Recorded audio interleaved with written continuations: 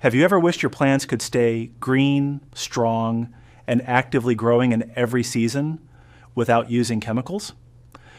Today I'm sharing a simple, natural plant tonic made from mashed lentils that works amazingly for both indoor and outdoor plants.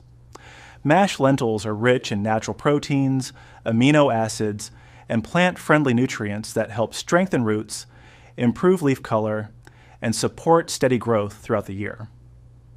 How to prepare it. Take dry mashed lentils and blend them into a fine powder.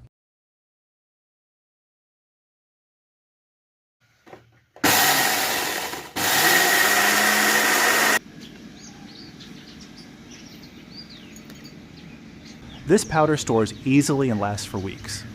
Now mix 1 spoon of mashed lentil powder in 1 liter of water, stir well, and let it sit for a few minutes. How to use: slowly pour this mixture near the roots of your plants, never on the leaves. Use it once every 15 to 20 days for best results. This natural tonic keeps plants active, improves soil life, and helps plants resist stress from heat, cold, or weak soil.